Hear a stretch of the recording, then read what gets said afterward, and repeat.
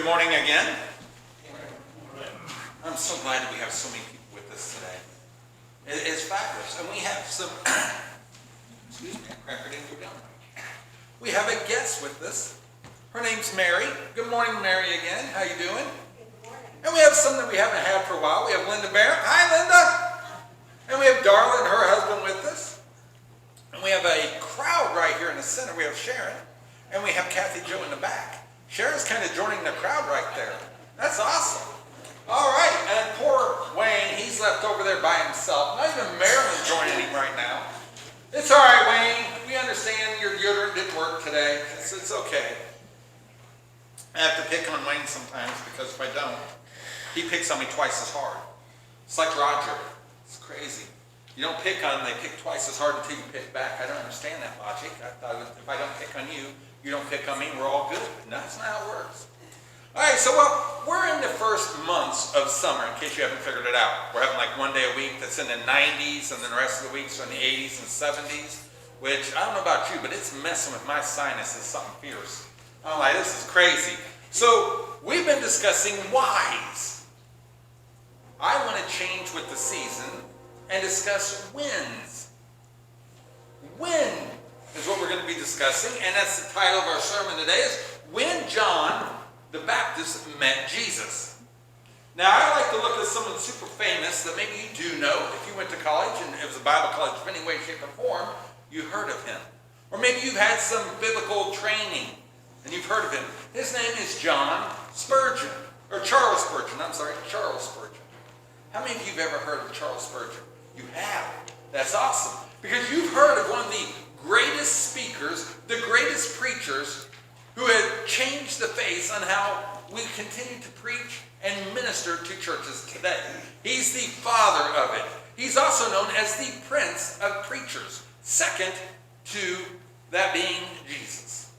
That's what people have labeled him as. Now, if he were alive and heard that, he would be like, no, absolutely no. I do not accept those titles. I do not want that prestige. He's a very humble man. Or he was. He's dead now. But when he met Jesus, it was not your typical situation. He met Jesus in a snowstorm.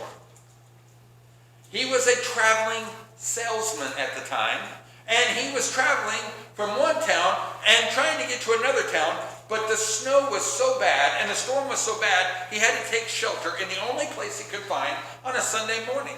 And that was a primitive Methodist church. He goes in there not knowing what to expect. He sits in the very back pew and just sits there. Everyone is quiet in the church. Everyone is waiting on the preacher to show up, but the preacher cannot show up because the storm is so bad that he can't get his horse to leave the stable. So there's a layman sitting in, one of you, sitting in the pews, and the Spirit moves him. And he stands up and he says, I am going to deliver the message today. And he delivers the message, and he notices Charles in the back. And he targets Charles in his conversation, in his sermon. He points it right at Charles and focuses on Charles. And Charles feels this. And Charles says to himself, this is what I've been missing. This is who I've been missing in my life. This Jesus that this man is talking about. That day, Charles met Jesus. That changed everything for Charles. Charles then decided, that's it. I'm going back to school. I'm going to find out more about this Jesus. I'm going to be an emissary for Jesus. And he begins teaching and preaching. And he changes Britain. He changes England. And he says, look, y'all been doing it wrong. You who declare yourselves ambassadors for Jesus have been living the wrong life. You're doing everything wrong. And he changes the outlook, and it flows down the pipeline. Even today, we look at him and say, what can we learn from him at times? Now, he had a very specific quote. And if you know Charles Spurgeon, he has like 1,000 quotes. He's like the Proverbs of the modern time. But one of his quotes I like best is this.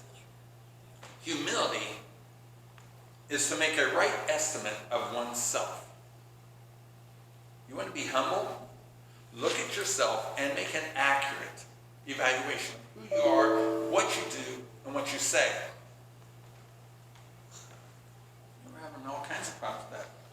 Alrighty, so when we look at ourselves in a right light, we realize we're not what we think we are sometimes.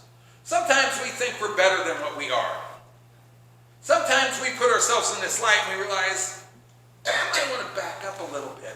If I'm going to be honest with myself, and I'm going to be humble, I've got to realize that as a Christian, I am not greater than Jesus. But some of us at times think we are. We know more than Jesus. We can do more than Jesus. Jesus said not to do this, but yet we want to do that anyway. Jesus said, my worship service should be like this. My church should run like this. But Jesus, you're not here right now. We are. We know what's best. This is what we're going to do. But when John the Baptist met Jesus, that's a whole different ballgame. And he teaches us not to be like that. He says that's not the right way to be. So let's go into our scriptures for the day. Luke 1:5. In the time of Herod, king of Judea, there was a priest named Zechariah, who belonged to the priestly division of Abijah. His wife Elizabeth was also a descendant of Aaron. John the Baptist came from a father with great fame. He just wasn't any priest that got to go into the temple. You know his story. He got a message, a direct message from God. He got a direct message. It has not been heard for generations. Priests would go in all the time and do work inside the temple, and God never spoke to them. There was a great silence from God. They weren't sure God was with them anymore. And then Zechariah comes out and can't talk. That makes fame across the board for Zechariah. He's no longer one of the smaller priests. He is now probably given a higher status. And then they know that afterward, when John the Baptist is born, and he says, hey, his name is going to be John, that then is revealed that the whole conversation he had with an angel, the whole conversation he had with God, had to do with his son. You don't think that had anything to do with John's prestige about himself? John then could probably walk on water in certain people's eyes. He's something special that's not been seen in generations. Here is a young boy who has been talked about, who his dad received a direct message about him. Who is this young man? And I guarantee you, every teacher of the law wanted him as a student, because they wanted that fame under them. So being John meant this: I have a famous dad. I am famous by proxy of my dad. I'm also famous because God has sent me for his purpose, but that's not been revealed yet at his age. So he's going to get the best teachers. He's going to get the best education culturally and spiritually. He's going to be invited to all the parties at that time, until what time it is that God calls him and says, look, that's not the life I want you to have. That's not your life. You're going to walk away from that life. He's going to be looked on like this would be the actual priest robes that you would see on a daily basis they would wear. He could have had that. He could walk around and add anything he wanted at any time. Had people bowing at his feet. But God says, if you want to follow me and do as I say, you're going to walk away from that. You're not going to wear these nice clothes. You're going to wear a camel hide outfit. You're going to wear a leather belt.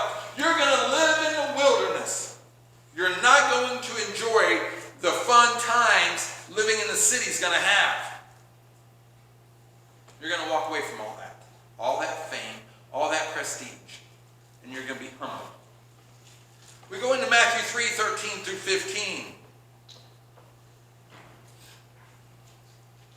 Then Jesus came to Galilee to the Jordan to be baptized by John.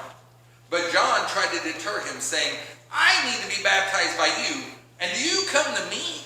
Jesus replied, let it be so now. It is proper for us to do this, to fulfill all righteousness. Now we learn some things about John right here. We learn that John knew Jesus prior to him coming to John to be baptized. Now why is that? Well, if we apply logic, we understand that that's his second cousin. We understand that the Jewish culture did a lot of family things together. Big family events, cousins and second cousins and third cousins would get together for festivals and festivities, parties and such. So John and Jesus grew up together. John and Jesus knew each other as cousins, as family members. John is now grown up. John is in the wilderness preparing the way for the Messiah. And then when he sees the Messiah, he realizes, that's not my cousin anymore. That is the Messiah. I am less than him. We also understand that John knew he was to prepare the flock. He wasn't to shepherd the flock. He was to prepare the flock. It was not his job to take these people who he'd been discipling and lead them on for the rest of his life. He knew that was not the case. He knew that here comes the Messiah. That's who needs to be seen. That's who they need to follow. He sees that in them. He knew, again, that he had to become less so that Jesus can become more.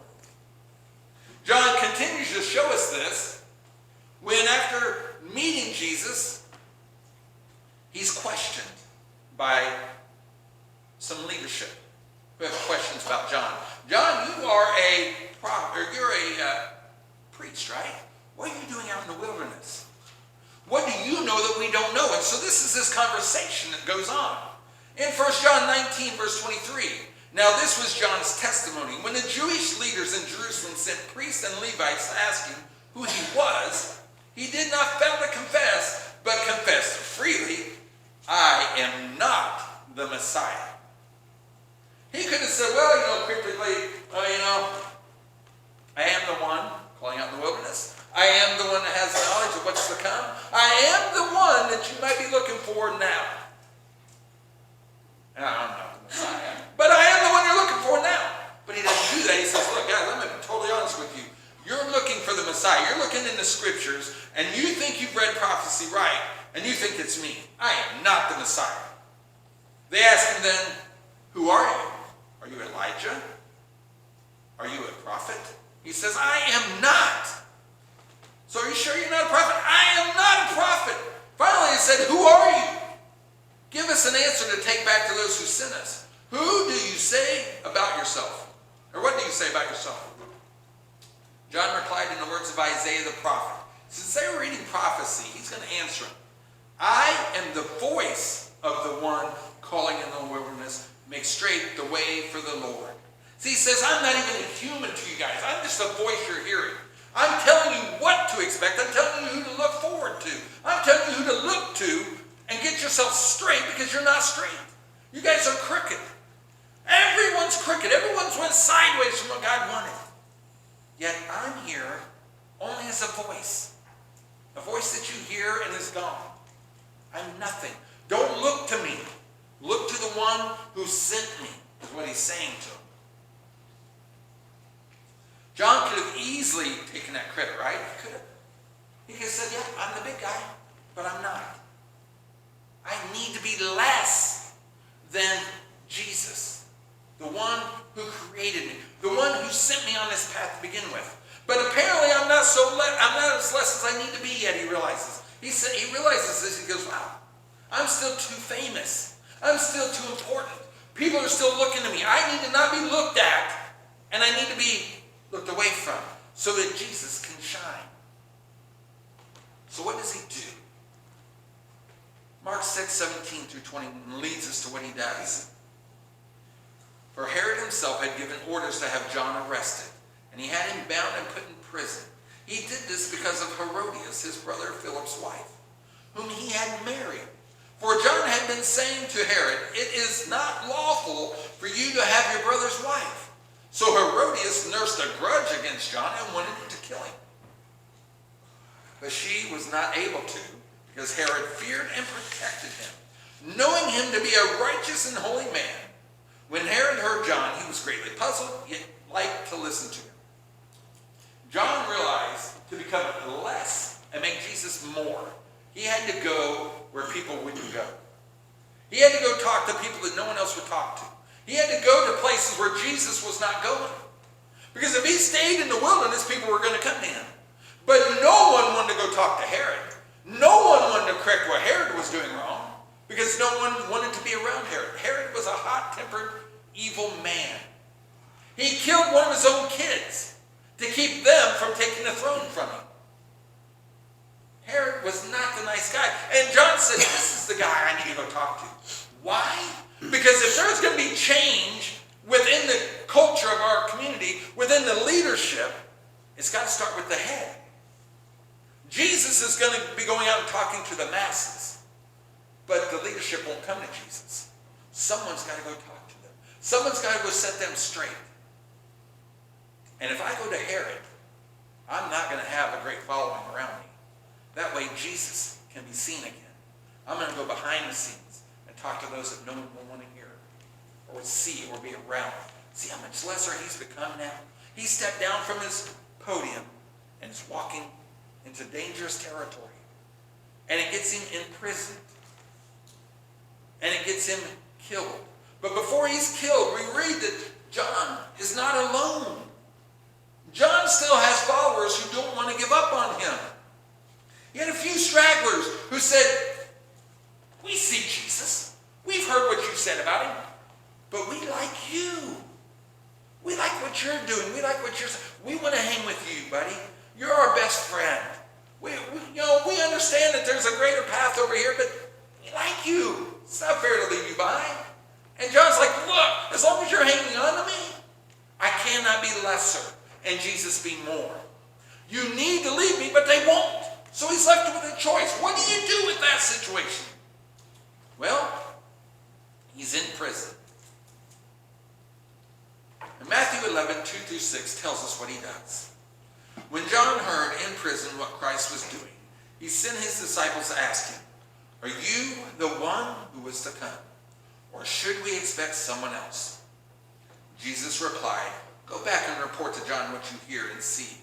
The blind receive sight, the lame walk. Those who have leprosy are cured. The deaf hear, the dead are raised. And the good news is preached to the poor. Blessed is the man who does not fall away on account of me. So we have Jesus speaking to the crowd. Jesus is speaking to a crowd, and he's doing miraculous events, as he always did in the crowds, to convince them, look, I am who I say I am. I am the Messiah. Look what I can do. And so John's disciples are hanging in the background, kind of going, I don't know about this. This just don't feel right. We're leaving John. We're going to this guy. What's this about? I don't know. And then they see these miracles happening.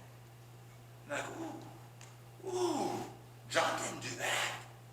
This guy must be right with God if he can do this. Then they're hearing this teaching. They're saying, wow, that's very much like what John was saying, but even better. Wow, he's so much more insightful than John is. And they're starting to convince themselves that Jesus is the Messiah and that they should leave John and go to Jesus. This is exactly what John was intending. John wasn't doubting that Jesus was the Messiah. He knew, but he needed his disciples to see for themselves and convince themselves they need to follow Jesus and leave John behind so that he could become less and Jesus could become greater in their lives. That's what needed to happen. Then Jesus tells them, go back and tell John what you see. You know what that meant? They went back and said, John, we're sorry. But we really like Jesus. He does some really cool things and he has some great teaching. Please don't be offended that we're not going to be around anymore. You're in jail. You can't do anything. We can't do anything for you. We love you, brother, but he's doing everything out there. We need to hear what he's saying. And John's like, that's exactly what I was trying to tell you. You knuckleheads wouldn't listen. You had to see for yourselves, didn't you? And I knew that. I didn't want you to run away because I didn't like you. I love you. Go with him. Leave me. I am done. My life is over here.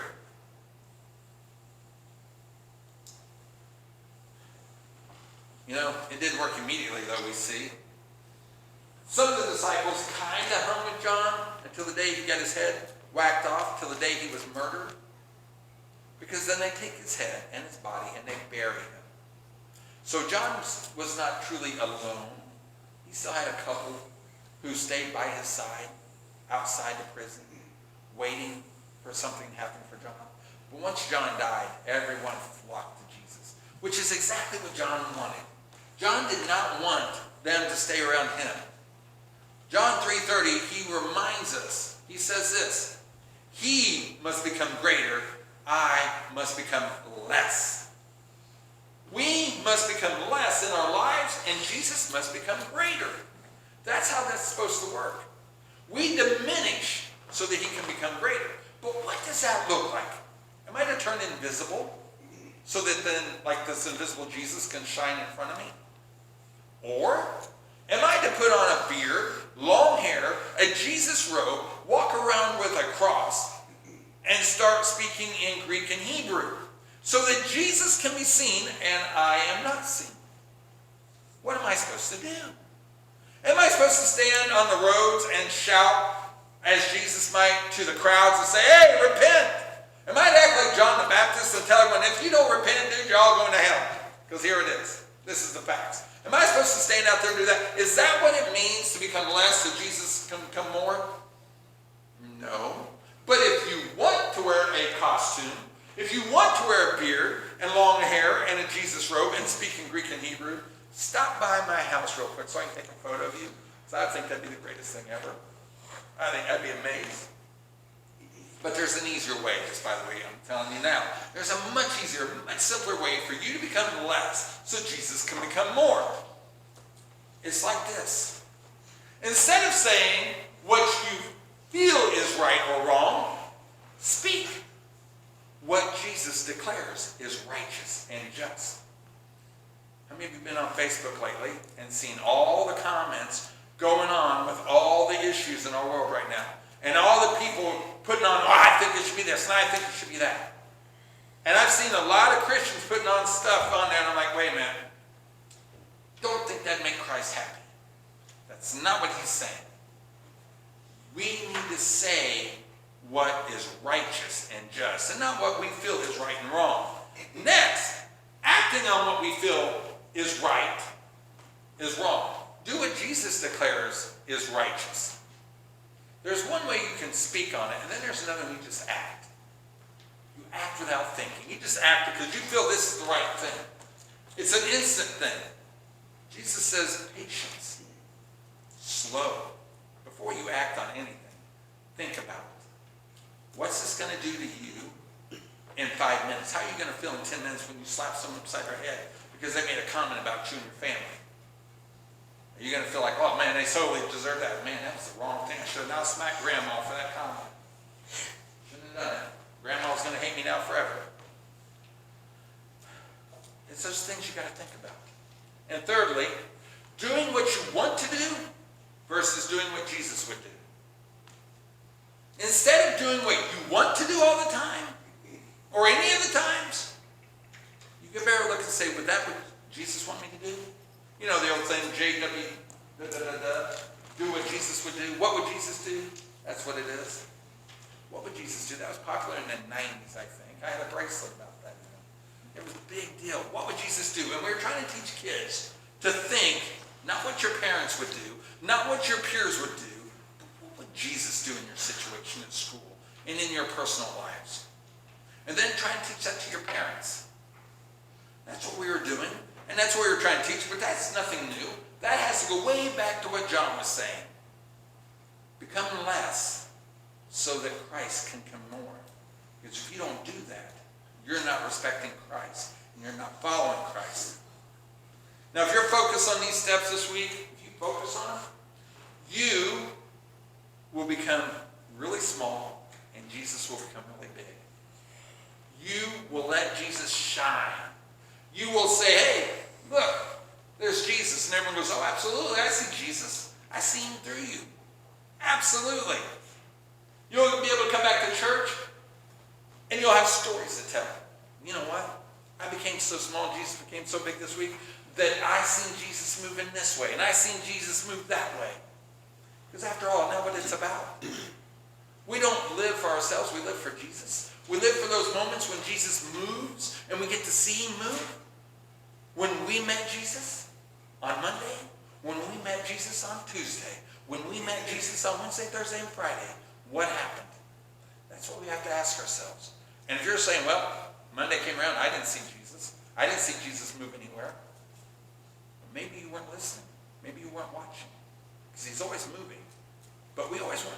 The problem is we put ourselves in front of him sometimes. We don't allow him to move